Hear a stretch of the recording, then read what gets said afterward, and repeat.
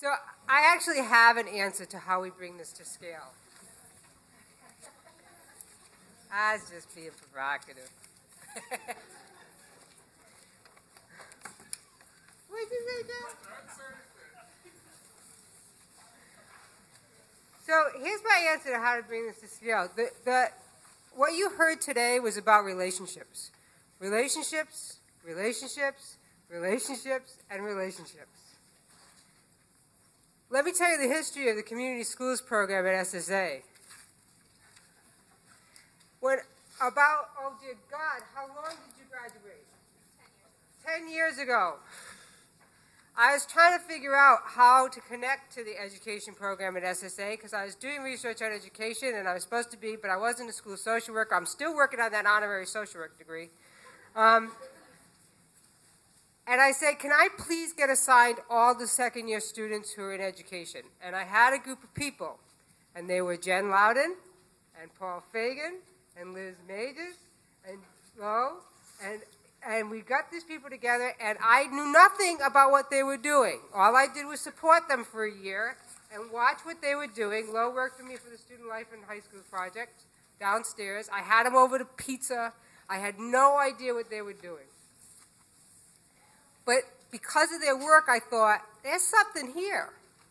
There's something really fundamental here. And they started the community schools program at SSA.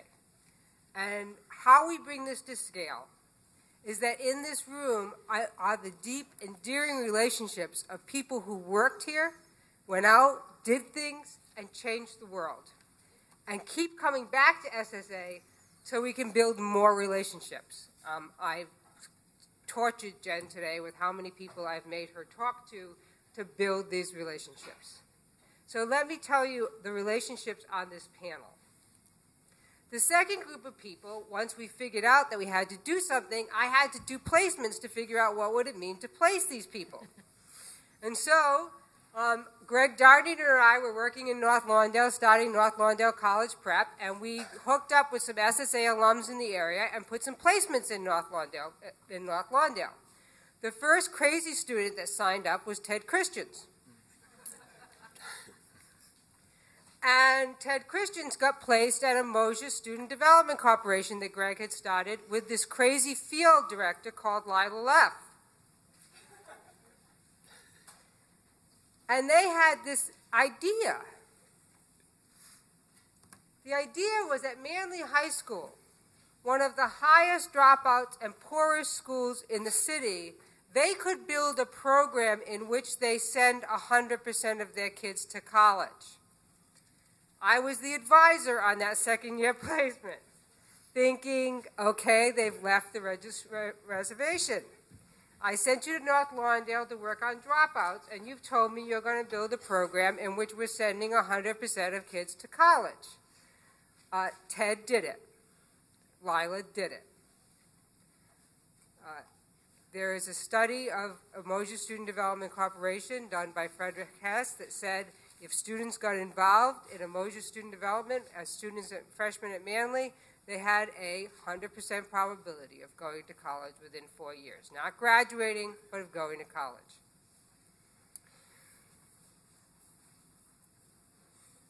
When we sat down in the basement of SSA and Ted was talking about his work, I would have never dreamed that 10 years later, the mayor would start a Department of Post-Secondary Education, and my job would be to track every kid in the city into college in order to figure out how we were going to build a post-secondary system in which every child in every school in this city had the supports they need to get access to colleges and universities. I would have never dreamed that John Fanning, after being placed at North Lawndale, would become the head counselor at Jones College Prep as we began to transform new roles for social work. So, John, if you could turn to Ted and thank him for your job, that would be really great. Because it all started with Ted Christians and Lila Leff. So what we're trying to do on this panel is, in fact, talk about transformational communities as related to college. And I'm going to start with the central questions, and I've left out the last person on this panel. Because the last person on this panel, I walked into, while we were doing all this work, I decided to go see some classrooms in one of these high schools that were supposed to be doing good stuff. And I walked into a classroom in the west side of Chicago, well, sort of southwest of Chicago, to see this great math teacher. He was Sarah Duncan's husband, Tom McDougall. And Sarah Duncan's husband, Tom McDougall, was doing this great math curriculum. And he was engaging students at a level we've never seen before. And he was trained by this amazing math educator that I hadn't met at the time, called Margaret, who worked with groups of students, and on the basis of that started her own school called Young Women's Leadership Charter High School, in which the first time that we did an analysis of college going in the city, Young Women's Charter High School beat every school in the city on the percentage of kids going to college. So Margaret, I'm going to start with you. How do we create institutions where CPS students get the support and experiences they need to be ready for college and effectively participate in the college search and application process? And I'm going to ask every panel member to address this in 5 minutes. Margaret. Okay. Thank you, Melissa. The fundamental question that faces kids in high school today is whether they're okay or whether they're losers. We have an educational system which defines kids to be losers by the 10th week of school. Now, CPS has realized this in the last 10 years and now has developed a whole program around freshman year and focusing on what happens to kids and tracking the number of Fs. We were out there 10 years ago, and as we sat together, we said, okay, look, we're a charter school, we can do what we want. Yay! Several of us had just finished masters or PhDs, and we had all the latest theories, and so we could just go for the practice. So we had 2 core ideas. Kids never read teacher comments if you give them a grade. And grades, we didn't have it quite so consciously articulated as I will articulate it now. I don't know if many of you will agree with this, but I'll just go right out there because I sort of usually say what I have to say, and so I'm going to say it. The traditional high school transcript is the key instrument for educational inequality in the United States today because it privileges those who come to high school prepared and who are able to get A's and B's in their freshman year, thus starting on the path to having a great GPA. We had all come from schools where the tragedy was they approached us their senior year and said, Miss Small, can't you just give me the D? And as I looked as a math teacher at the actual statistical difference between the students who had the percentage, whatever that meant, to get a D and those who got an F, it was insignificant. And at that point in my career, I had decided it was morally wrong to determine a child's future based on the sacrosanct F you were going to give him in geometry. Because no one could really say what any of the students, whether they had A's, B's, C's, D's, or F's, what they knew. It was not based on what a kid knew that they got their grades. It was based on a million other factors. So from day one at Young Women's, we decided we weren't going to do it that way. And so we developed a new way of approaching assessment that led to a new way of approaching teaching and learning. That I love the quotes from Lisa Delpit because it really was our effort coming right out of grad school, right? To put into practice that there are these hidden secret keys that the dominant culture knows about how to be successful. And they're not in the hands and minds of kids of color. So in this day where we face a possibility for actual transformation nationwide on many levels, I feel that the discussion around equity and race has to come to the center of all conversations. And what is everything we're doing actually impacting those freshman kids of color? So at our school, we interpreted success for all to mean failure for none. We don't give Fs. We give not yet proficient. Now, I think as the social workers, you should really glom onto that. because you understand the subjective factor in life. And for our kids, we've seen over these 9 years that to be told they're not yet proficient does not depress them, does not make them think that they're losers, makes them think that, well, the thing that's cool about young women's is they always give you another chance. So we have standards. That's why we get them into college. And they stay in school, because I told them the first year we had 10th graders, sweetheart, I love you. You can be in the 10th grade as long as you want. But you can't go to the 11th grade till you know something more than what you know today. So we have lots of ways to show that. We have presentations all the time and big presentations for benchmark years. And so that their capacity for, as the original speaker, Margaret, spoke earlier this morning about changing deficits into assets. They have the capacity to realize that hard work at Young Women's pays off and that time is not the factor. So that the privilege that would otherwise be guaranteed to those people who come to school prepared to get those A's and B's is off the table. And our kids will work on the outcomes that our credits are based on the whole time that they are in high school. They actually work, some of them who are struggling hard and didn't know a whole lot, up until the last day before graduation, trying to raise their overall percentage. And with this, we have had an average of about an 80% four-year retention rate and between 95 and 100% of our seniors, but that's 80%, like we put both together, right? We're not claiming it's really 100%. Get accepted to college, and a really high percentage go. We had our first students graduate from college, which was 18% of our first graduating class graduated in 4 years. They just turned 21, and 18% graduated. Where we know in CPS overall, by the time they're 25, it's 8%. And our school is 95% young women of color. That percentage is quite a bit less. So that by the time our girls are 25, I don't know how many of them will have made it. It's rough times out there. But I wouldn't be surprised if 50%. So I know that that's possible in Chicago Public Schools because we are not a magnet school. We are a charter school. You have to fill out a one-page thing that gives your name and your birthday. We go to schools to recruit so that it's not dependent on the parents to find out about us. If a girl finds out and wants to do that, she can just fill it out and apply, and we'll track down the parents later.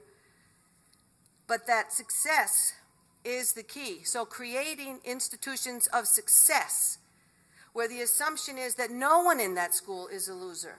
Some people take longer. That doesn't have to be a source of shame.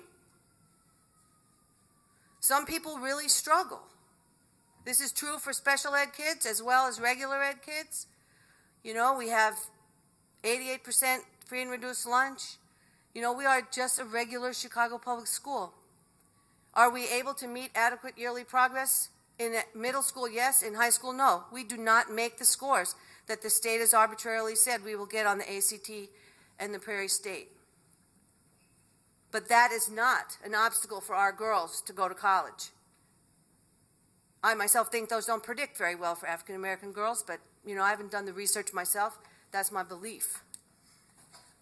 But I know that there is absolutely no reason that what we do at Young Women's couldn't happen in every high school in Chicago, because it's not the kids. It is about the relationships, Melissa, and it is about creating empowering, positive relationships, collaboration among the adults in the building, and that letting them come into their own and really lead the work and work with the girls as they become leaders. This dynamic is possible. It's not just based on one individual or one school. It's based on, it's not just success for all, it's failure for none.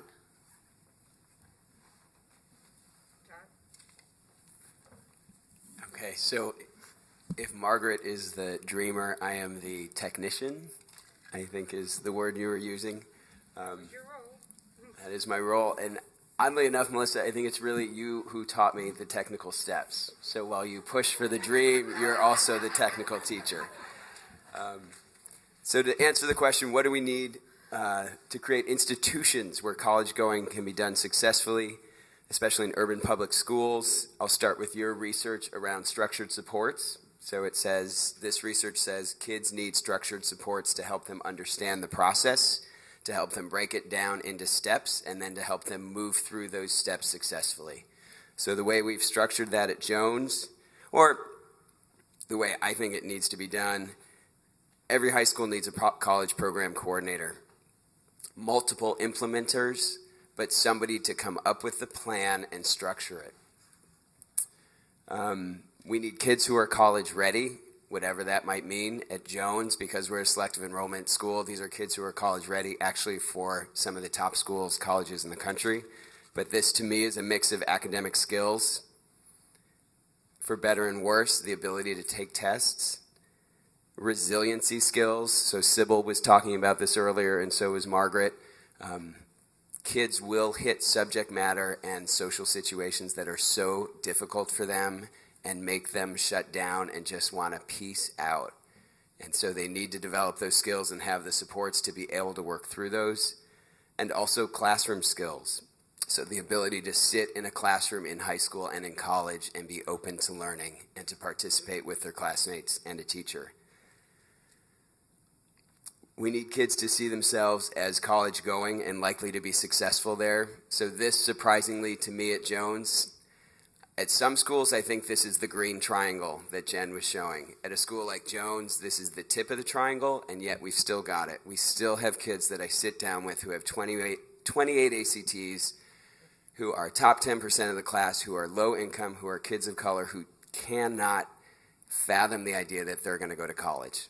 Much less that it's going to be fully paid for, much less that they'll probably get living stipends, much less that they'll get this offer several times over if they can just get through the process and keep the faith. And lastly, and I'm sorry Greg Nardneder's not here to hear this, we at the school level need tools and resources from the district. And I think Greg Darneder and his post-secondary ed department, which is now the college and career prep department, is a master at creating and delivering tools that are really accessible for schools, for people like me in the schools who are trying to help kids get through this process. I want to just add a few comments that maybe add another perspective. I want to make sure that we don't make college and career too isolated at the same time. There's a context for our work. We've covered a lot of ground today, right? Reaffirming positive identities, emerging identifications, culturally competent instruction, social emotional learning, resiliency, all of these pieces, right? And I would kind of suggest that college career development isn't just about, or doesn't just have everything to do with those, but it's also rooted in the context of the community and the family. And so that as we talk about those things, we have to look and we have to examine the community, right? Too often we even our language with students is, we frame college as something that you can run away to. And the implicit assumption, at least on the west side of Chicago, is you're running away from your neighborhood. Get out. Go, get out. And I think we've got, exposure carries that kind of implicit, when we talk about exposure, that assumption that students should never or would never return to the communities that they grew up in. And I think as we start to talk about that gives us some keys and some clues into how do we approach college career development with our young people. I think that's an important part of the conversation. We have to take that further. Now that you've had that exposure, what does that mean for you, having grown up on the west side of the city? What does that mean to your responsibility in the community? What does that mean for your future decisions and how all of that plays out? I live in North Lawndale, and I would say that North Lawndale's future, kind of its ability to maintain its history, its ability to maintain its culture, has everything to do with these young people coming back to North Lawndale. These students of ours, right, who are now all over the country, North Lawndale has everything to do with those students coming back.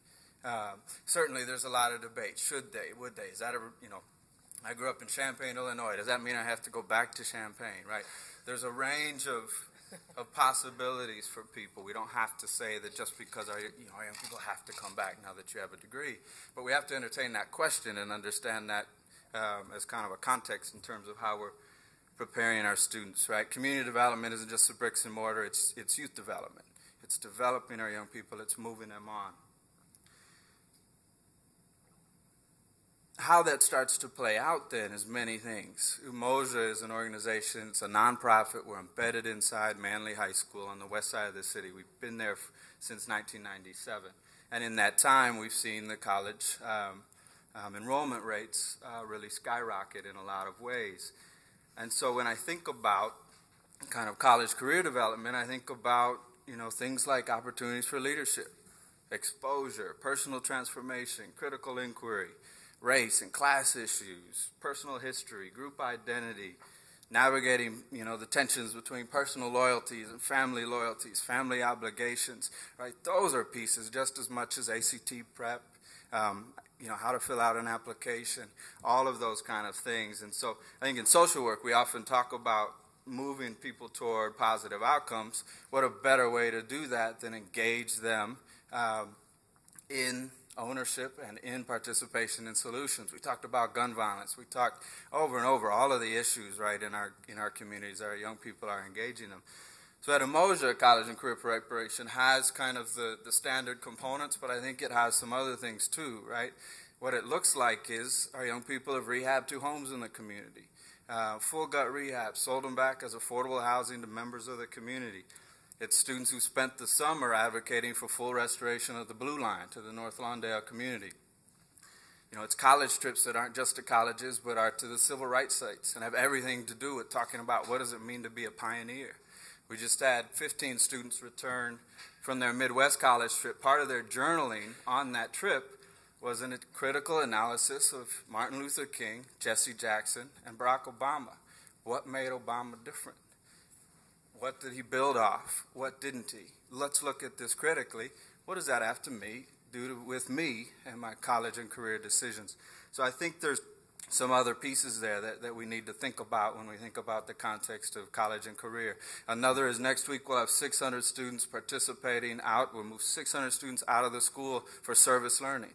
That has everything to do with college and career development. And so starting to really think about what does the community context have to say about how we develop our students? What does it mean to look at our communities as an asset, from an asset perspective, from a strengths perspective, and by extension, our young people not as problems to be fixed, but as assets, as a part of developing those communities.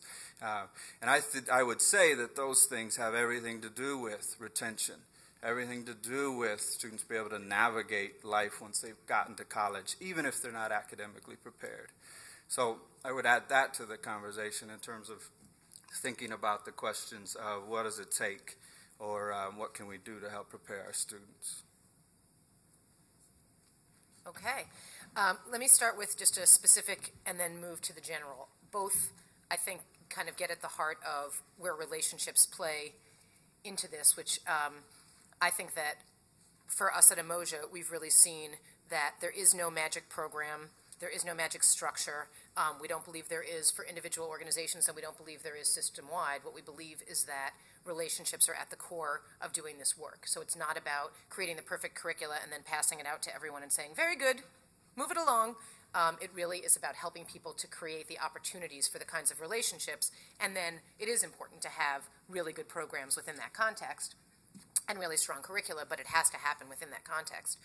When we started Umoja and we were working on our first house rehab, we started talking about college, and we did it in all the wrong ways, as people do when they're well-intentioned and starting off at this work. And we said, college is really good, it's really important, that's great. And we convinced somebody to donate 20 plane tickets to us to fly to Washington, D.C. And we were all excited, and we thought, this is great, we've solved the problem. I don't know why people think this work is so hard. These kids are ready to go. And we headed off the morning of that college trip, and we barely dragged 9 kids onto the plane. Kids wouldn't go. And they'd said yes, yes, yes, and there it was, and it was the morning of, and we couldn't get them on that plane. And that was the beginning of Umoja learning how to do this work well and humbly, and with a very, very different perspective. And what we found out was that the students were absolutely terrified of getting on an airplane, and that was a deal breaker for probably half the kids who didn't go. Another deal breaker was that we had arrogantly not sat down with individual families and said, here's where we're taking your kids, and here's why, and here's what we're doing. And the final piece was that we'd never talked about college in the context of careers. And so it was this weird abstract thing that meant going to school more in some place where you have to like sleep there. How stupid is that? Who wants to do that? And so we just had missed it on so many key fundamental levels. So the good news was we got back with those 9 kids who had seen Howard University and had seen kids who looked like them who were succeeding, and they started talking. And now we take 25 kids 3 times a year, and we have 60 applications for each trip, and sometimes more. And we can't figure out how to accommodate all the need, and we're taking hundreds and hundreds of kids each year locally as well. And it's because we really have started working from a different perspective in terms of when we start to involve parents in the process and the conversations, in terms of grounding the work in a career context, and in terms of understanding that we need to ask a lot of questions before we start talking. And I think all of those lessons for us have applications on a system-wide level. And I think a really big piece of this is about saying, if you're going to have a college culture in your school, it has to be everybody's job within the school building. And that means it can't just be about counselors and saying, okay, counselors, make this happen. It has to be about every single adult in that building, from the security guards to the people who work in the lunch line, to the teachers, to the counselors, knowing very concretely what they're doing to encourage this work. And when students become upperclassmen and you have upperclassmen in your building, in a new school or an existing school, for them to feel terribly responsible in terms of what messages they're conveying to the younger students within the school building. And I think that's a huge, huge piece of this work. And I think that people come to this with very, very different assumptions as adults in a school building.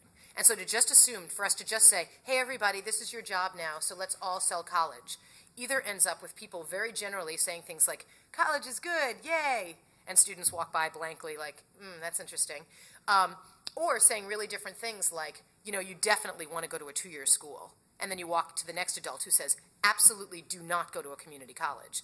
And kids' heads are spinning in a building saying, I'm getting all these mixed messages, I don't know what I'm supposed to think. And so we must make the time within school buildings for adults to have these conversations. And these conversations have everything to do with not just the post-secondary process, but with race and class and all kinds of things. And to some degree, it's okay for adults within a building to agree to disagree to some degree. But there also has to be very, very strong leadership within a school that says, here are the core messages that we are delivering to our young people about the post-secondary experience. And everybody is responsible for delivering them. And so you're going to have to get on board with some of those. And I think that's also a critical piece of this. Lila is so sleep deprived, we can get her to really be honest. That's really true. I've just had a baby. So, She said, I just want to get through the piano without lactating. I'm going to try not to nurse any of the members of the audience. That's my goal for the panel. Now, so I want to try to push you guys a little bit here, because we face an enormous challenge in this country, which is, I think, we've pretty much understood that most of the economic growth and declining income distribution that happened in the previous century happened because of the increase in educational attainment associated with the growth of high schools. Beginning in 1970s, we stopped educational attainment growth in this country, and we have seen almost no change in educational attainment since then. It is sort of becoming a consensus that until we move educational attainment in this country, we cannot stop the widening of the American income distribution, and in fact, we'll just see it exacerbate because technological change is making this happen. So in a very short period of time, my challenge is to try to figure out how we take Margaret, John, and you guys, squish you together, and take you to scale at every school in the city. Did I get it right, Tala? Is that the mayor's challenge? What you guys all described was very specific components, right? So, Margaret, you talked about an academic culture of success and belief in kids and belief in success. John, you talked about my systems, what I really do in my classes, about really organizing systems so that every kid is getting the supports they need to make these deadlines, right? My line, you do not come out of the womb knowing that November 15th is the application deadline for the 4-year public colleges in Illinois. Ted talked about comprehensive development, that is about developing entire cultures around kids And Lila, you really talked about working with families and the belief system of kids in order to make this possible. How can we bring this together and bring this to scale in the high schools across the city? And so what I'm going to ask everyone is, what's it going to take to bring this to scale? What does it take to take what you're doing and bring this to 105 high schools? Oh, can I go first? Thank you. Okay. I think that those of you who know me well are not going to believe I'm going to say this, okay? I think that Chicago Public Schools has done miraculous work in the last 7 years on this, in the understanding of the comprehensive approach that's necessary to achieve the goals we have. When Young Women's Leadership started and submitted its 5,000-page application in 1999, it described 4 pillars that were necessary to achieve our goal. And those were academic achievement, personal and social development, career and college prep, and leadership, and that was not the discourse in CPS. That is now not only the discourse in CPS, it's the structure of the Chicago Public Schools. And I give Arnie Duncan and his staff a great deal of credit for that. But I was over here in the corner raising the question about the contradiction between someone like Shane and his articulate grasp of the complexity and totality of the mission. And he said a lot of what any of the rest of us would say better than the rest of us, okay? So you have someone like him, but you have the challenge to institutionalize, and in my view, those are incompatible. As a single charter school which has chosen not to replicate, my question is, and what I think is necessary, so it's my answer, that because let's make it clear what you, people in charter schools are being pushed to replicate themselves. So if you're good, we'll just get more of you. Young Women's decided not to replicate. What it means is to open another school. What we would rather do is work with other groups of people who are equally committed to, as we were, to build their school. Work with people who are interested in our approach to assessment, to figure out what approach of that kind would work for them. To take the core things, the 4 pillars of our school, which now actually are theoretically the structure of CPS, and share the sort of practical, on-the-ground approaches, because I don't believe you can make those 4 pillars come down from the sky. They are not going to just descend on each school, and schools, in fact, have within them many people who don't believe in the very articulate way that Shane stated it, the capacity of their students. Now, we're a charter school, so people always think, well, you guys get to think that way because you get to pick your own people. I firmly believe that what he says should apply to the Chicago Public Schools. If you don't believe in the kids, get out. And that has to be able to be part of the discourse. Unfortunately, the union in this town, not all unions, hasn't led that, redefining the mission, central vision that's necessary for student achievement. Now, what I know in recent work I've only just become involved in, but I'm going to pitch for it because I think it's a key part. Glenn Singleton and his organization, he has 2 books now, a 3rd one's coming out, Courageous Conversations About Race. They had the first national conference in New Orleans in September. This is key work. If every school in the city of Chicago had trained facilitators for Courageous Conversations About Race, the fact that you have the contradiction between a population which is predominantly kids of color and many people in the teaching staff, whatever their class and racial background, who don't believe in the capacity of these kids, how are you going to put that issue on the table and give people tools not to feel guilty, not to be immobilized, but to recognize their own racial identity and how they look at these kids and how they're going to be committed to every one of these kids moving ahead. And this tool, Courageous Conversations About Race, we're now doing it school-wide at our school. That issue has got to be addressed because the book that ASCD put out over the summer, and I'm getting old, you guys, I can't remember anybody's name, but those of you who read it will remember, just the most incredible research, man. You can't have 50 or 60 or 70 or even 80% of the people in your building believing what you're doing. That research showed that the only real increase in student achievement is when you have what Shane said. You have to have 90% or more of the staff in your building, that means everybody, believing that what you're doing is achievable and that they're accountable for it. And not because of the test scores, but because of the results. And test scores are a part of that. and the actual achievement and the preparation of kids. So I believe you guys, they got 100% of the people in that program believing this is possible. It will happen. And that has to be the mission of the Chicago Public Schools in the next 5 years, is they've got the ideas in place, they've got the right structures, but how are they going to get the focus to insist that if you're going to be here, you're going to go through this, you're going to deal with what you think, you're going to change what you think, and you're going to believe in these kids, or you're going to go somewhere else where they don't make you have that standard. I just add a couple things. I agree, and I think that this student development, as it's called, framework with these pillars is incredibly important. And one of the most important things about the structure is that it says to schools, here are these key components that you need to have. Now you figure out as a school community how to organize yourselves so that every adult and every student in the building is involved with this, is getting personal development, academic development, college and career preparation, and that's academically integrated. And then there's some suggestions for kind of a framework for how to do that. Well, this school's trying this, or you could do that, and schools come together to discuss it. And I think that's a really, really, really important model, and that has a lot of implications for this work. And it's a little soon yet to know how many schools are really grabbing onto this and making it their own, and how many are saying, what's the requirement? How many minutes for student development? And I think that right now we're a little polarized as a system in terms of that.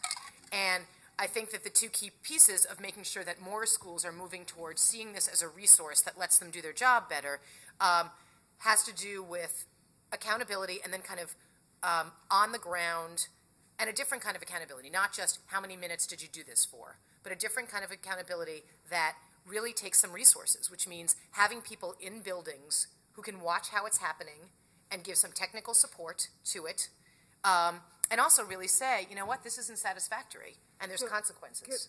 Is that one of your main levers?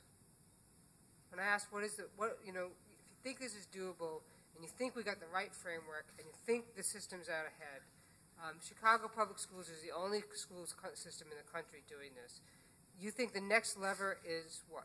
I think it's almost doing what transformation schools are doing, which is having coaches in the school and having real, very clear and concrete measurements attached to how schools are performing that aren't just quantitative. I think that they need to have a quantitative piece, but I think that it needs to be part of every teacher's evaluation. How are your relationships with students? I mean, why isn't that part of a teacher evaluation process? And what supports are we giving to teachers around that? I think the fact that advisories nationally are so pathetic is really, really important, because it can't simply be, obviously people get into the teaching profession because they care about students and they want to be supporting student success. So it can't be as simple as us saying, wow, teachers obviously don't care, and so they're not building good relationships with students. Obviously, advisories for those who feel comfortable with them seem like the most natural thing in the world. It's a framework, however, it plays out in an individual school where you get to build relationships with kids and holistically develop them. And so obviously that seems like the most natural thing in the world. But for the vast majority of teachers, that's not happening in an effective way. And so we need to assume that we've got to figure out a different way to look at professional development for teachers across the board. That doesn't just say, well, now we're going to focus on advisories, but that says, let's just really change the context in which we talk about all of the work that you do and where relationships fit within that work. Because teachers are not clearly seeing that as part of their self-interest. It's not triggering their self-interest. It's either getting imposed and being told it comes with accountability measures, or it's being offered kind of as an option. And so we're missing the vast middle there. And so I think that it's really about changing some of the professional development structures within schools. And rather than another add-on, it's about saying, let's look at the school in its totality and make sure that student development, the core components of student development, are part of every single thing we do around professional development. So when we're talking about time on task, when we're talking about sustained reading, when we're talking about a math innovation, that student development is part of that, and that it's built into that. And that we say, what are a couple structures we can use here? What are some practical solutions? What are some things that are working? And that's really part of it. We tried this summer for the first time something we call Umoja University. And we brought adults in and said, in teams, and we said, identify some adults within your building and let us help you figure out what your critical questions are around student development. So we met with the principal and teams of teachers, counselors, and whoever else they thought was important to be there and said, where are you in terms of the critical question of having students really feel like they're being developed for success within high school and when they make their post-secondary transition. And schools came up with very, very different answers. And once they came up with kind of, here's what we need to address, we then brought them in for a week.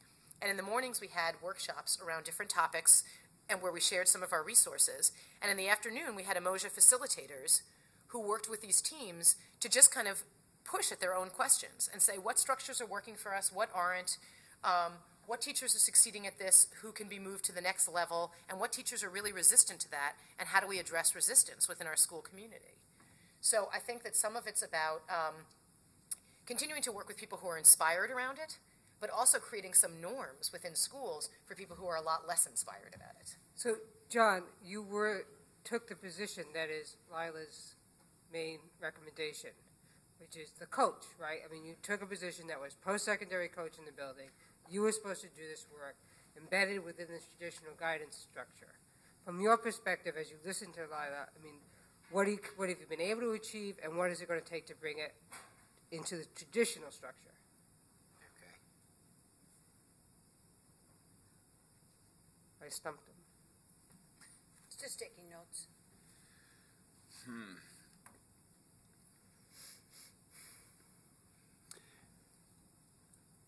If I think about how I was trained here, and I think about where school counseling is going nationally with the ASCA model, it is toward these pillars of student development that you're talking about, these pillars of student development that you were talking about 10 years ago that CPS has now embraced.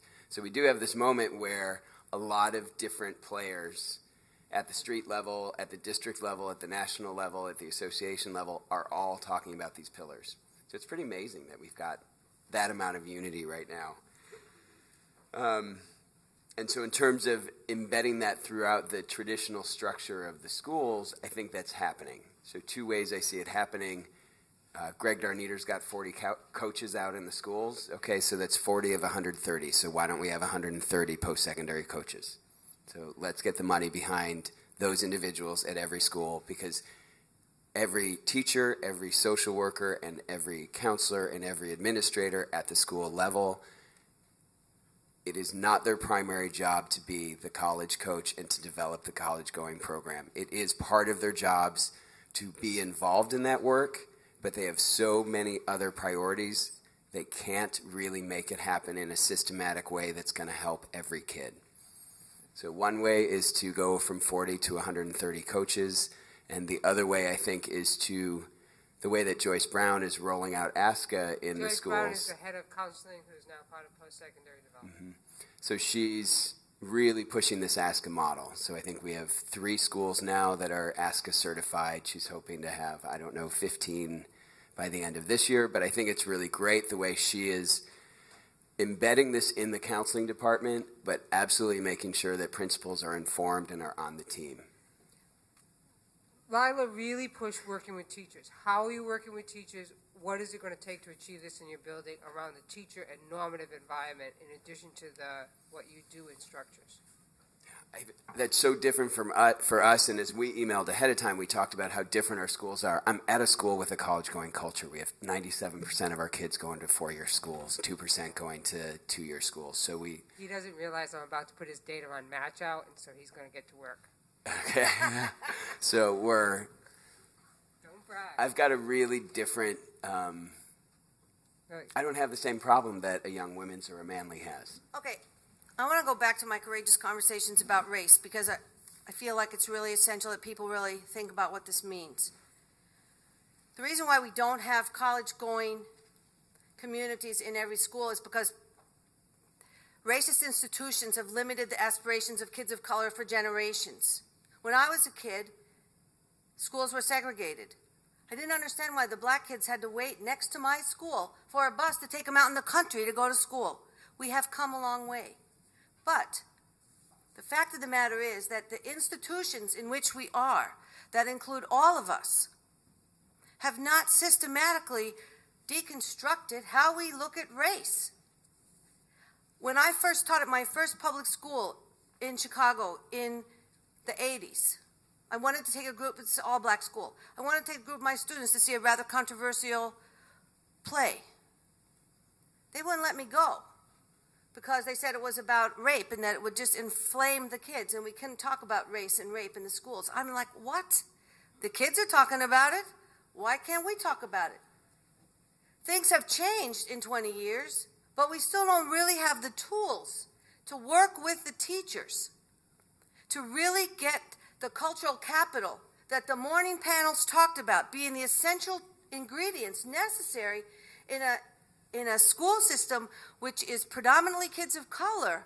You have to have structured approaches to making the conversation about race accessible, possible, and required. This is the process we're going to be going through. Read the first chapter of Singleton's book. Go online, watch the videos. We'll bring him in. Like, they've been doing work in North Carolina and California, around the country, and seeing dramatic increases in African American student achievement based on just having this process break out in the schools. And people finally having a way. It's really structured. Nobody ends up feeling guilty. Everybody gets to feel what they feel, but you put the issues on the table. It's almost like magic, but it's an actual tool to get the actual capital. In my school, every teacher is a part of college prep. I have 2 college counselors, and I have a senior class that only has 50 kids. So I have 2 college counselors working primarily with 50 seniors and 50 juniors, but everybody has to know that college-going framework, and they have to deconstruct it around whatever assumptions they bring to the table about those ghetto girls aren't going to college. No, so now we call it code switching, and we thought we'd started in the 10th grade, but now they're teaching code switching in the 7th grade because the kids took it up. Oh, so that's what I have to do. I have to learn how to code switch. Well, African Americans in college were talking that way all along, but it wasn't what we called 9th and 10th grade English.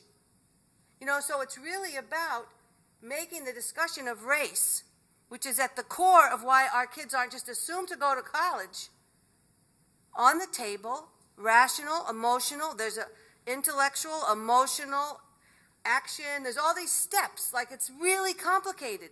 But if we don't, we have such an opportunity in this historic time for people to feel that they can come together and try and deepen their understandings of the way that race is used against our kids. And it is all about the kids. And so I just think that that's a really important lever. And if you don't like courageous conversations, get some other conversation. But make the conversation about race central to the work with teachers. And I think social workers could play a great role in that. You guys could have a whole training program in courageous conversations. You could bring Glenn Singleton here. He is the most incredible man. And, if you haven't read the book, it's at Amazon. Read the book.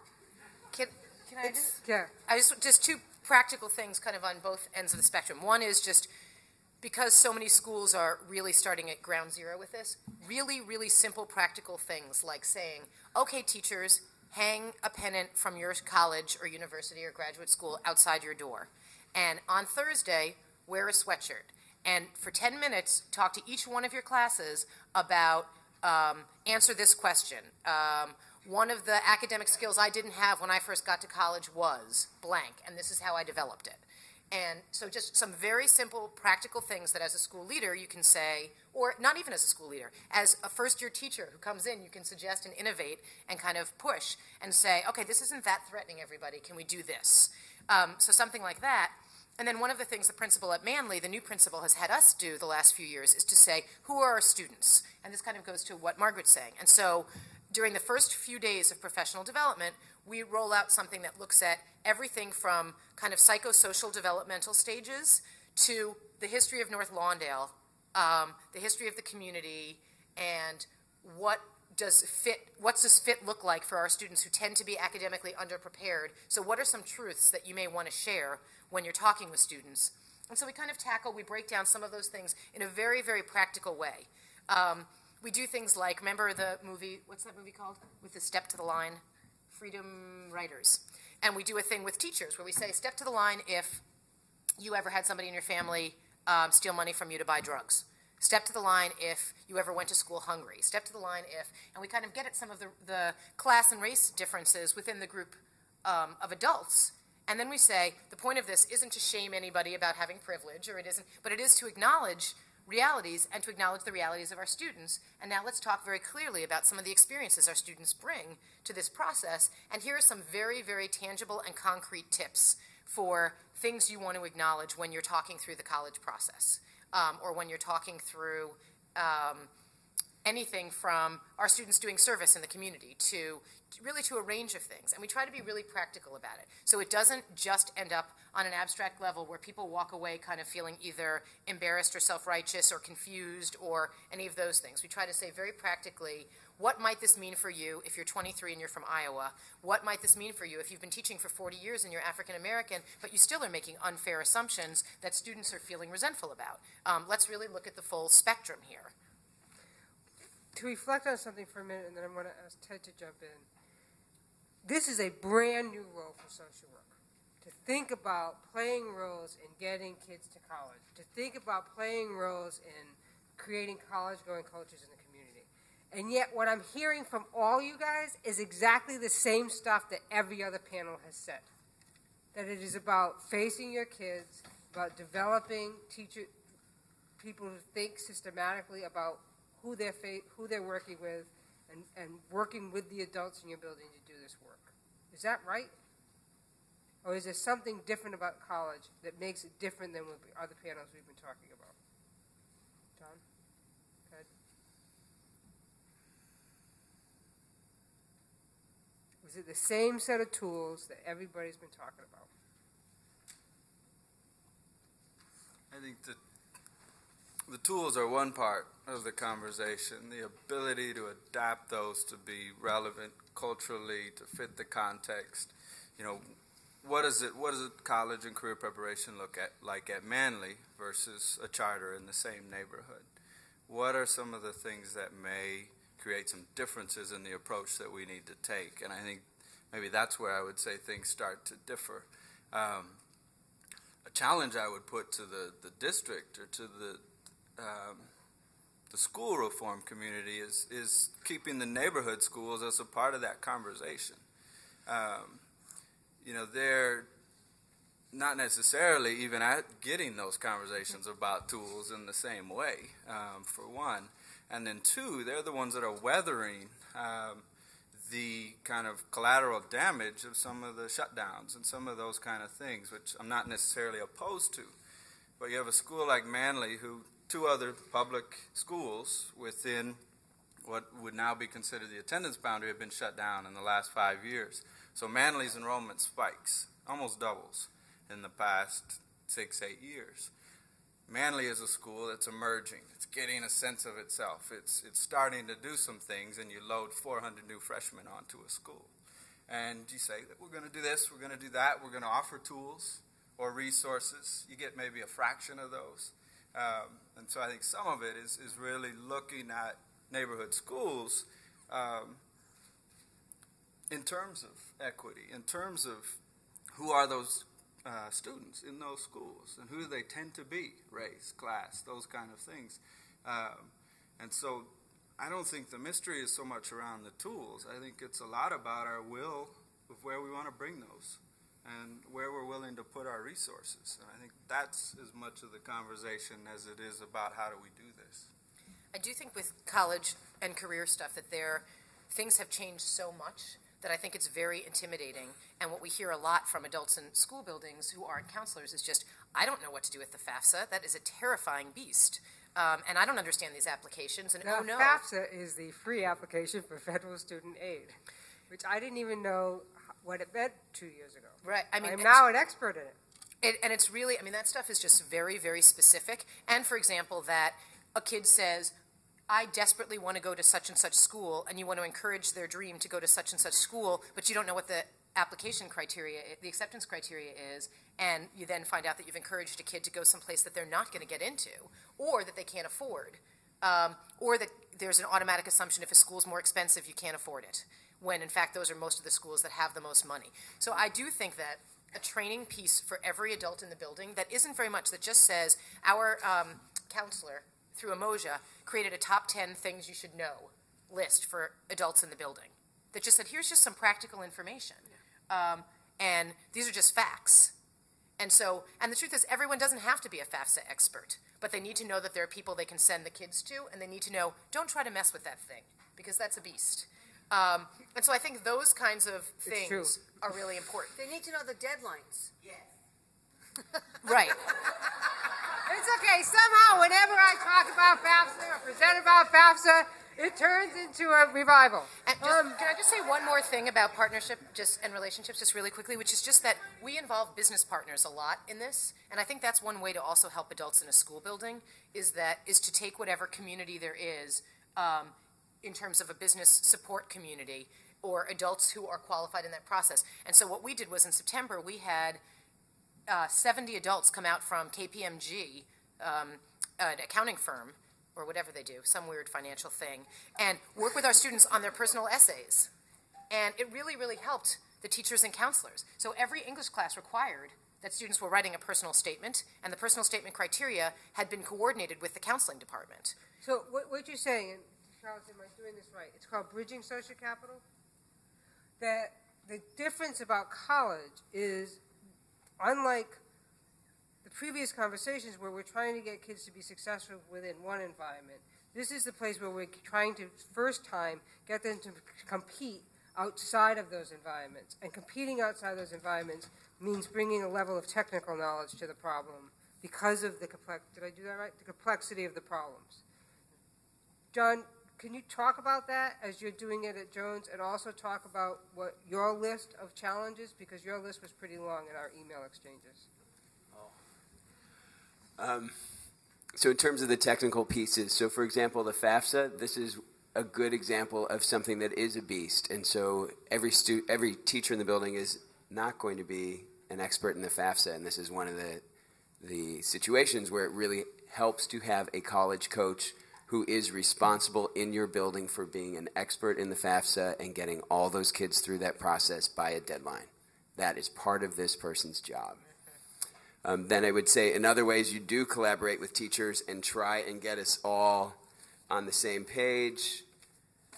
A good example is this. So this is my rubric for looking at college essays and the process we go through. So this is directly what I hear from college reps, what they want to see in essays. Things like grammar and spelling, critical thinking, creative writing, strong beginning, middle, end, shows good knowledge of the college or college in general, is about the student's growth more than about a story. So we've all seen that personal essay that's 16 paragraphs on a situation, and then the last paragraph is, and so I grew a lot, period. They want to see the opposite. So this goes out throughout our school. Kids are required by us to have peers edit their essays using this rubric. Then teachers or another adult in the building does these edits using this rubric. And then the third person they come to is me or their counselor or their college knowledge instructor. And for some of them, they're still so abysmal, we have to go back to scratch. One of the things I didn't put on this rubric I have to put on for next year is, does this essay make you likable? Kids go into all these things that they see as their weaknesses, and I'm so bad, and da-da-da. Okay, this is not what we want to be writing our college essays about. So this is a good example of involving people in the building. FAFSA being a good example of just saying, send the kids to us. We'll take care of that. So you think this technical knowledge piece is a critical component? It's huge, but also the relational piece. So how do kids get into college? They get into college by knowing the college rep. That is a bottom line that was never taught to me. It's become unbelievably clear to me. We start emailing college reps the first week of senior year. So if you're interested in a school, great. Go on their website, figure out who the rep is for our school or our district, and email that person and let him or her know that you're interested. Let them know what you've seen on the website that is interesting to you, and let them know what questions you still have. Start these relationships now. Hold on. I need John to answer the central challenges. Was that the central challenge? No. I need time to think about it. Okay, give Margaret, and then Okay, I realized I hadn't said one thing that's really important about relationships. Okay, how many people here finished their undergraduate education in 4 years or less? Raise your hand. That's a real privilege. It's not happening anymore. So, relationships are really important because they need to come back to you. Wherever you get that first class admitted to, whether they meet the academic standard or not, between the cost and the chaos of their lives, they will be back in Chicago at a very high rate. You don't want to just limit your investment to their acceptance and first semester attendance. So part of what social workers need to bring to the table, okay, I'm old and I have a really old cell phone. It does messages, but that's all. Okay? But I am on Facebook. And I have 200 grads of my school, and I have Facebook friends with 150 of my 200 high school grads. So that I send in a regular rotational basis messages to them. They all send me happy birthday, Miss Small. They're like, I am still in their world, which is really important because then they call me up. I'm not at Illinois State anymore. I'm going back, but I'm at Harold Washington now. Can I come down and talk to you? It's so important that they view their college counselor, their teachers, their principal, the resources they knew in that nest they flew away from, that you will provide the support that can keep them, that can support them, that can redirect them, that can help them make the application all over again and apply for the FAFSA for the second time because they lapsed, or all the things that can happen. It's not a one-stop shopping and then gone. And that's where all of the things people say from what you guys are aces at this. Help the faculty realize that the relationship you've created with students you claim to be graduating and sending to college lasts till they're at least 30. So true. John, before we follow up on Margaret's incredibly poignant, what are your central challenges?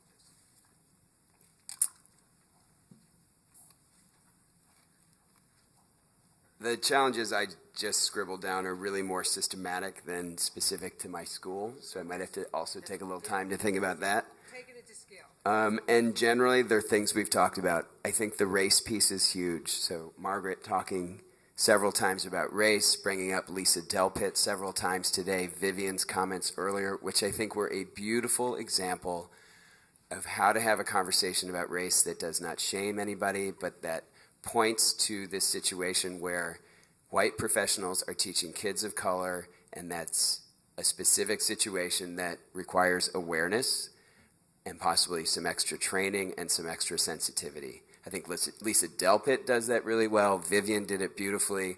I've been in 2 schools where I've seen adult conversations of race completely derail people for days and weeks, if not months on end, and that really hurt those schools. So I think that's a huge piece. I think the cultural piece you guys are talking about, so I saw this a lot more when I was at North Lawndale College Prep than I do at Jones, because we're so diverse at Jones and we have this college-going culture, but definitely when we were immersed in the neighborhood, you know, the few kids in the top of my triangle that I have to help understand that they can go to school, that used to be the whole triangle. So that piece is huge in the neighborhood schools. This piece you alluded to before, Margaret, a system that tells kids by week 10 that they are failures, that is something we struggle a lot with in the selective enrollment schools. So we have kids coming from their neighborhood schools where they were top of their class, they were salutatorian or valedictorian, and they come to Jones or Peyton or Northside or King, and they get 4 Fs on their first progress report. And that goes with not only punishing kids, but then punishing schools. Amen. Sarah? It's killing her. Okay. Some of us are in inside talk here because we know who complains most about particular things. Margaret, you have set, as the non-social worker here, you're the person pushing us to do this most. So what does social work bring to this that we can't rely on the traditional system for? What does social work, what is wrong? Why would school social workers who have already got enough on our plates take this on? What did SSA prepare you to do, and what challenge would you pose to us? Well, can I say something even though I'm not a social worker? I'm not either, but I go ahead. Okay. Look, I love your friend Jane. You know, like, social work has always had these great visionary minds. And it's an effort to make systematic stuff that's really not easily describable. And you take that on in a profession and try, in this format where everyone's talking about the need to not just have the clinical narrow focus with the, what do you guys call it? I don't know, some health-related term for what that relationship is. Clinical. No, something else. Anyway. Therapeutic. That's it, the therapeutic connection. Like it's about the system. And if you take one step back in the Chicago Public Schools, it's all about race. It's all about race. It is all about race. What has happened in Chicago in 50 years is about race.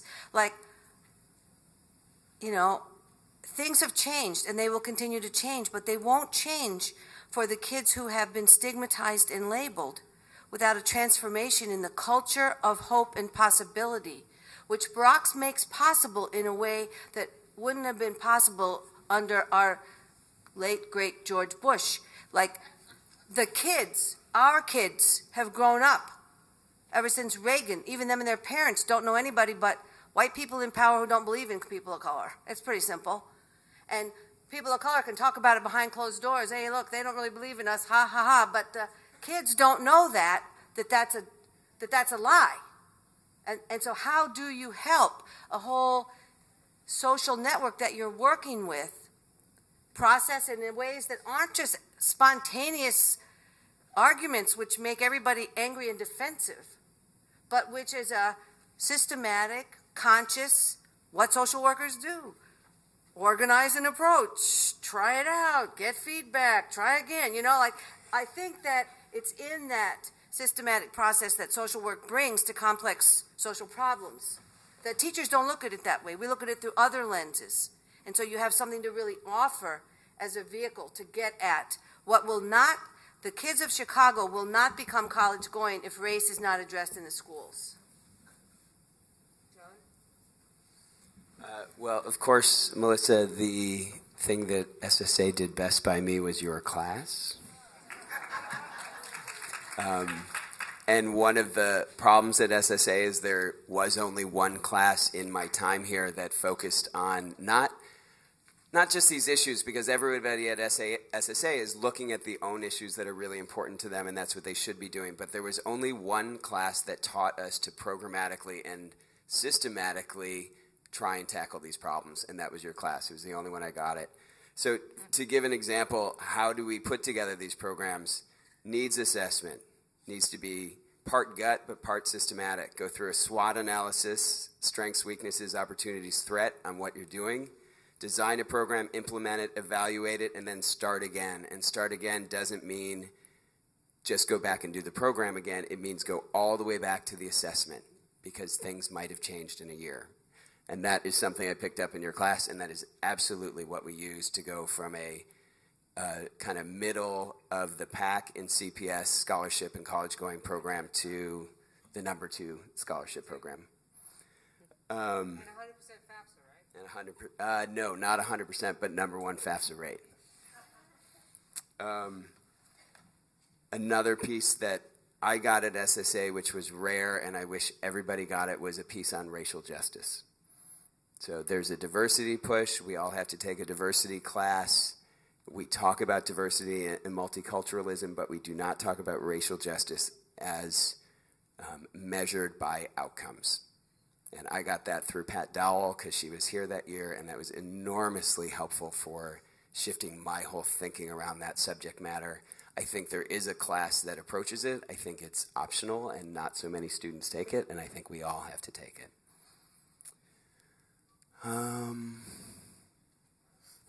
And I haven't talked about this much at all, but something else that was really helpful for me and ties more to what I was doing at North Lawndale than what I'm doing now was the opportunity to be in the community schools program, the community development program simultaneously. So to always be looking at what I was doing in the schools from a community lens was really helpful. And when I think of some of the things that are happening at the district level that really hurt college-going rates, they're things that have nothing to do with college. So they're closing high schools and then overloading other high schools. That is really going to hurt their college-going rates. I think generally street-level bureaucrats are so poorly represented in district decisions that no-brainers, things that are no-brainers to those of us who are on the street working with kids and families on a day-to-day basis just totally get violated by decisions that come down from the top. Yeah, I mean, a nightmare. Or I have a good friend, so he's a high school friend, or a college friend, so I'm not dissing him. He's my buddy, but we sat down, and this was about a year ago, and we were talking about the new turnaround model, and he just said, we finally figured out that, it's really hard on communities and families and students when we close down high schools. So now we're going to go around with this turnaround model where the school kids get to stay, and we change out the staff. And I was like, what do you mean you just figured this out? Anybody on the street level could have told you this 10 years ago. And last time they did it to Harper. Yeah. So generally, I think a lot of what happens at the district level becomes very problematic for college-going rates in ways like that, which might seem not connected, but are really connected. Ted, SSA, what's the challenge? My challenge to SSA, I think, is ties to my experience as a student. The two, I think, things that stick out most, one were my second-year thesis, also under Melissa, but it really gave a real-life context for my learning. I had my second-year placement at the organization I'm still at. Almost 10 years later. And so it really gave a rich experience and a depth there that I think was really profound. And so kind of replicating that or making sure students have that experience is important. We also had something that kind of just happened that year. And we had a cohort of interns in North Lawndale. And we met probably once a month. But we were talking executive directors, community organizers, people on the ground in North Lawndale that were doing the hard work, making tough leadership decisions, that were weighing all of these factors that you weigh as somebody who's passionate about the community but trying to network and get work done. And that was, I think, a very powerful part of my experience and one that I would encourage SSA to think through. And I know has come up in other ways, but Spergel and Seitz and Samuels, they were all great professors that I had. My challenge to SSA, and I agree with all of the kind of practical pieces in the school, working or thinking from the community side, is how do we look at the data-driven ed reform stuff that's happening? It's great, it's important, it's giving us a lot of clarity. How do we merge that with the parent who's protesting the shutdown of their school in their community? All right, I live in North Lawndale, and my neighbors protested the shutdown of Chalmers Elementary. Okay, it's a failing school, right? It's all these kinds of issues.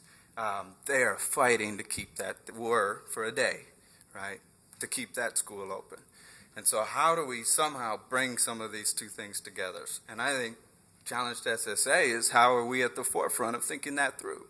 If we're talking sustainable change, top down and bottom up, there's got to be some thinking, there's got to be some common ground. Those two groups aren't necessarily using different language.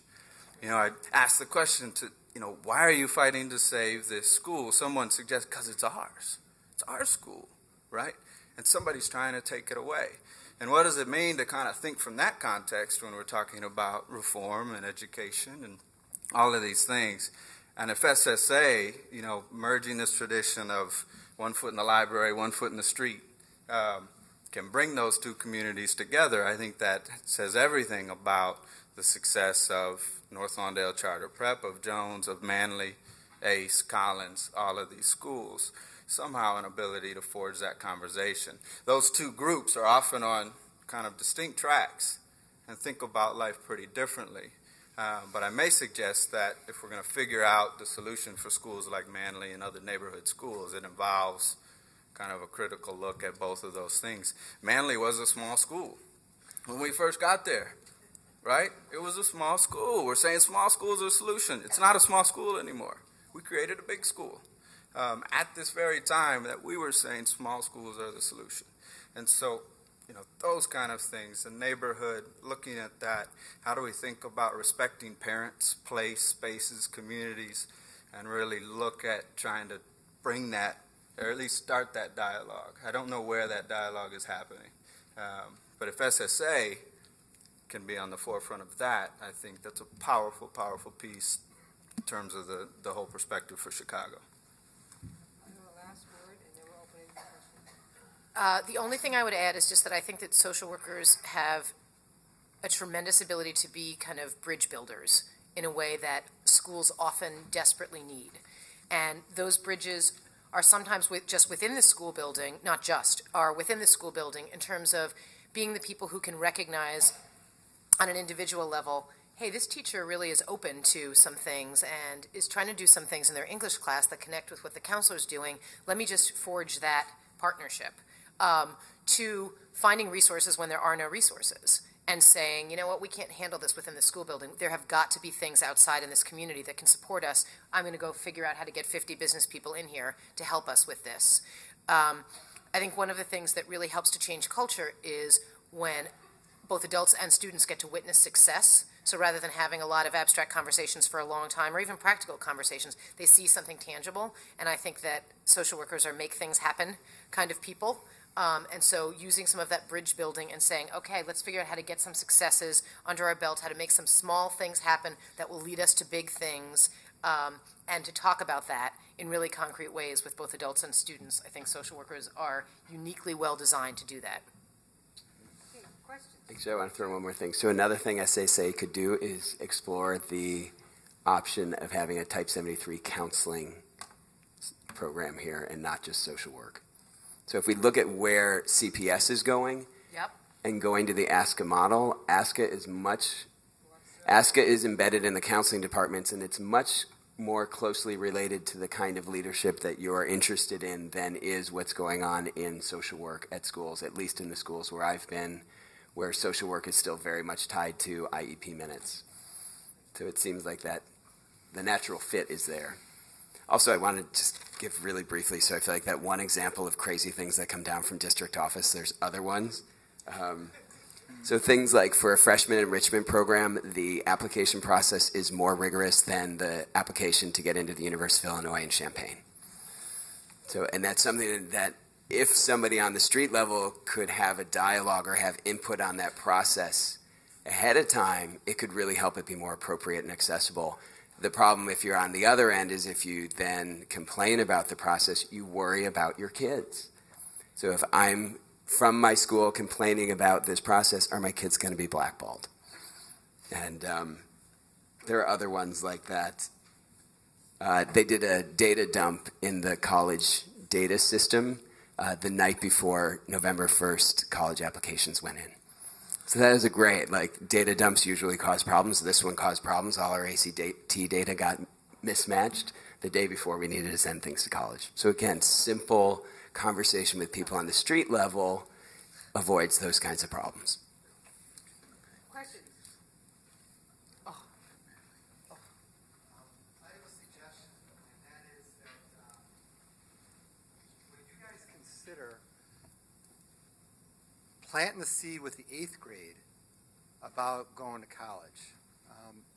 We have this partnership with DeVry, Robert Morris, and the College of Lake County, where 8th graders visit just for an hour or two each one of those colleges in successive weeks to get an idea of what those colleges provide.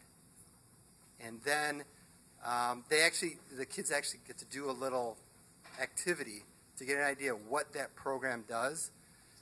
And then those kids get followed through high school and encouraged to continue to look into colleges, once they get into high school. And the kids that we target are usually kids that have had no family experience with colleges at all. So their parents are not college grads, and maybe none of their siblings have been through college either. So I was wondering if you guys have thought about that, tapping into 8th grade. John, Lila? Oh, I talk about that all the time. So one of the things I talk about with our first generation kids is I'm the sixth of 7 kids, and we all went to Champaign for college. And so since I was in kindergarten, I was going to Champaign, so I grew up understanding what college looked like. And our kids haven't had that experience. So I think 8th grade's too late for most kids in CPS. That should be starting in maybe 6th grade. And additionally, I think it's really important that what they do when they go to college campuses is important. So I've seen busloads of high school freshmen go to college campuses and then go sit in an auditorium on that college campus and have somebody talk to them about the admissions process for college. It ends up being a turnoff. They end up leaving not having had a good experience, whereas if they connected with some students, maybe just had pizza lunch, went to the Union, played pinball, saw a movie, did the kinds of things that they're already excited about, then college becomes this interesting thing that they want to keep learning about. We start in 7th grade, so college and career prep start in the 7th grade. I think that actually in the middle school, the most important thing is career exposure. So we have career fairs every year where you have, and involve kids in that, both in the planning and the calling up the people and the invite. I mean, it becomes a leadership development thing for kids, but kids only know about the careers that are in TV, so now they all want to be forensic scientists, which is great, but it's not really a high employment area. But at least they know about evidence, so you have to turn things from their cultural experience into positive things. So, middle school kids really want to think about those, and exposing them to careers that are related to something that they've heard, but go in a broader direction is really helpful. Yeah, I agree wholeheartedly with everything that was just said. I think that the experience on college campuses is so important. One of the things that always makes me nervous is just that proprietary schools are so often the schools that want to host our younger kids, and they're schools where kids end up racking just tremendous debt. So I think being really selective, too, about which schools you visit, and just being really clear with kids about what the experience is at different schools.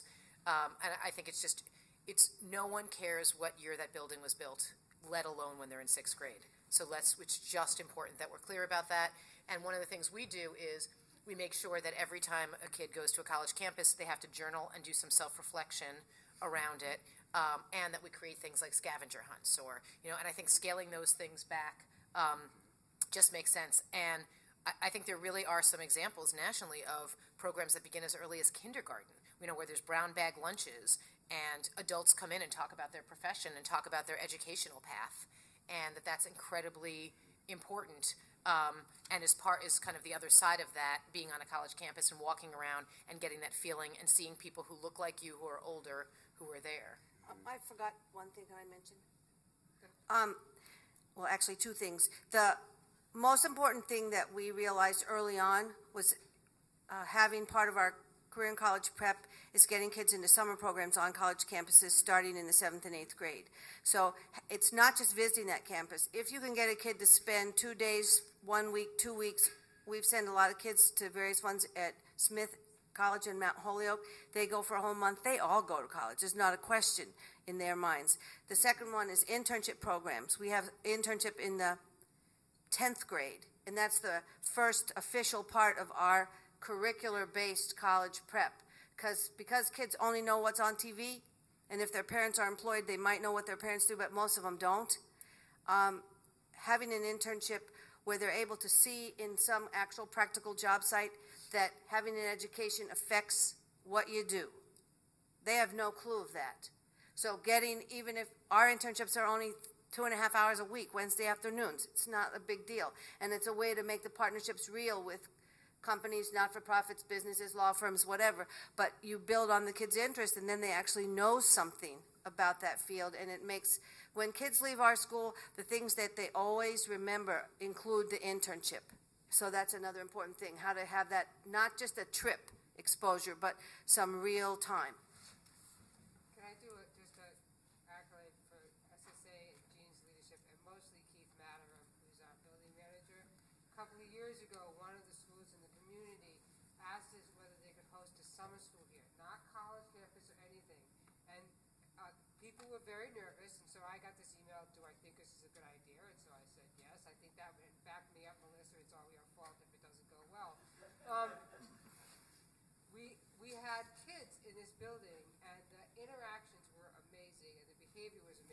since then, SSA has been absolutely committed to opening its building up every summer for summer school or summer activities. And I talked to a kid last year who I said, what was it like being in summer school? And he said, last year we were closed, the year before that, and he said, it's been like I've been going to college all summer long. Just being on campus, just hanging out, learning to behave. It's really been a remarkable experience watching the building fill with kids in the summer. Next question.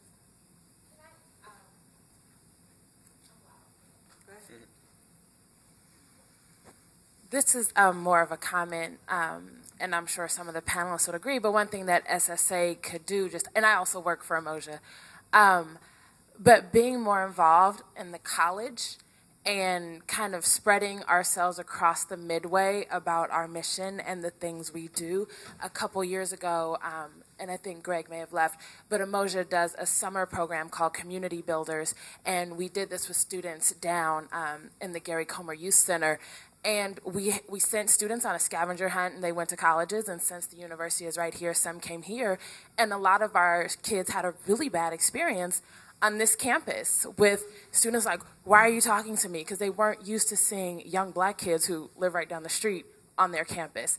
And I think that's one thing that SSA can do is spread its mission across the midway and kind of expose ourselves and get intertwined into the college that we are in this community. And I know that's something that we're working on, and having been a McCormick Fellow, I was here for the Pam Bozeman speech that was very inspiring a couple years ago.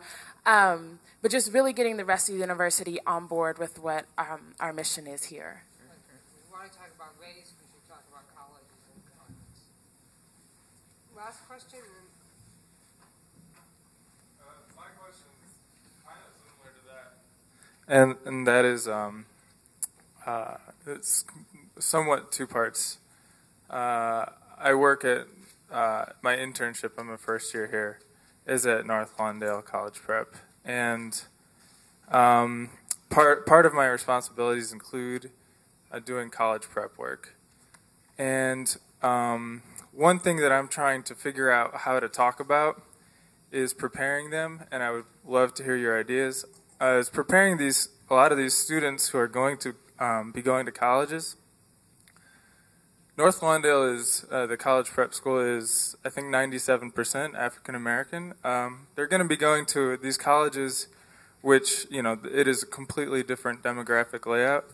How to deal with that possible shock, maybe not, but just especially racial and cultural, economic diversity that they're going to find there all of a sudden.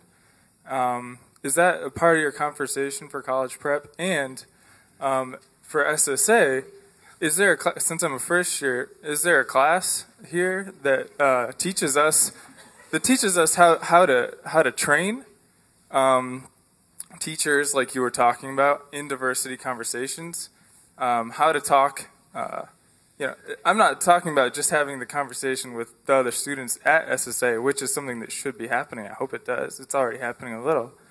But we're going to need to be training people in that too. I think. So, is there a class for that here? Once again, it's Melissa's class. No, it's not. No, Oh, all right. Charles was not here when I was here. Right on. Yeah, but I want you guys to answer this because you're all facing this in really serious ways. I need a long, long time, and I have to lie down. I think that's really, it's a very, very important part of what we do. And just the notion of networking is something that we start introducing in the freshman year, because so much of what our students report back to us when they get on college campuses is that beyond shock, it's just such a jarring experience. We have had a student at a university where she was the only African-American person in her class, and the professor said, "Tell us, Siobhan, how do black people feel about that?" And she dropped out of that school and didn't go back to college for 2 years. And the professor couldn't understand why that was offensive. And so we're asking our students who are dealing with the issues of adolescence and the difficulties of just being on a college campus that any of us would have, to then deal with all of these kinds of cultural issues. I mean, there's only so much that's reasonable to ask in terms of what it's going to take, and we don't want to also scare them so badly that they say, forget it, I'm not going, when some of the best opportunities are on predominantly white campuses. So I think that so much of that goes back to kind of the relationship issue and having strong relationships with students where you can really, really talk about realities and allow them to kind of bring their questions and challenges and to just honestly be a mirror of what they're going to find. I also think that exposure is everything. So students need to see it and they need to be there. We can't have kids going to college who haven't been to the campus yet. That's just too traumatic for anybody, let alone somebody who's really going outside of their entire life's experience. And I think also just having buddies and having kids who have gone through the experiences before, you can't be the best person to have that conversation with the kid. It hasn't been your life experience. That's okay. But now find the kid who is in their third year at DePaul University who can have that conversation and figure out how to make sure that those bridges are getting built. So I think that's the biggest thing, is that we need to be the bridges to access. We don't have to have all of the experiences that make us the grand expert in it. It's not about being the carrier of all the answers. It's just about really respecting how important that question is. Margaret, last word. Yeah, one of our students who graduated in our first class and went to a highly selective white college, when they came back for the reunion, we have one every winter break, and we did a discussion by the kids about what did we not prepare you for. And so she just stood up right away and she said, you didn't prepare us for how racist this was out there. And so we talked about that, and then she stood back up and she says, but you made us leaders, so now I'm organizing for more black faculty. So that, like, helping the students understand, you know, the self-efficacy thing is like core. And once again, like, I feel like social work is what needs to be at the core of high school experience. It's like, how do you get prepared to be a functional adult? It's not just in the trig book. You know, it's so much deeper. And so all of these lessons have got to really have a kind of confidence and directness in the people who go into school social work to be able to help these young, inexperienced, no offense to who is up here this morning, Teach for America people who don't really have a clue, to learn that it's not about them. Like, I think that's what social workers help people, even in that clinical thing. Right? Get over your ego.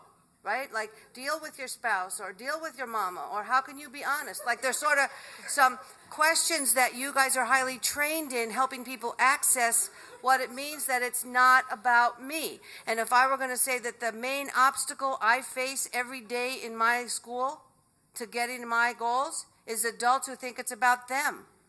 And our slogan is, it's all about the girls. And the same person who stands up and says, yes, it's all about the girls, is really saying, no, it's all about me. And so I feel like every school has to have that problem, because the demands are so great on teachers. Those people addressed that this morning, that the unaddressed subjective needs blossom and grow like bacteria until the teacher only thinks it's about themselves and forgets how to leave their ego out of their negotiation with their students. If I can just add one SSA specific piece to that, of the training that you'll get here is universal. The things that you're learning clinically are all about this conversation. You know, the things that you're being trained to do here are about exploring, what is this young person's reality? What does this look like to them? Why are they coming to me with this? Tell me more about that. I mean, I think just on a practical side, what you're getting here is look at it, I guess, outside of the clinical sphere, or sometimes we look at it a little narrow. But those kind of skills are what it means to have reality-based conversations, right, that are full of hope, that are full of action, that are full of looking toward the future. And so just on that side, I think it's not the specific class in education or the specific class in several of these things. It's also looking at some of those universals.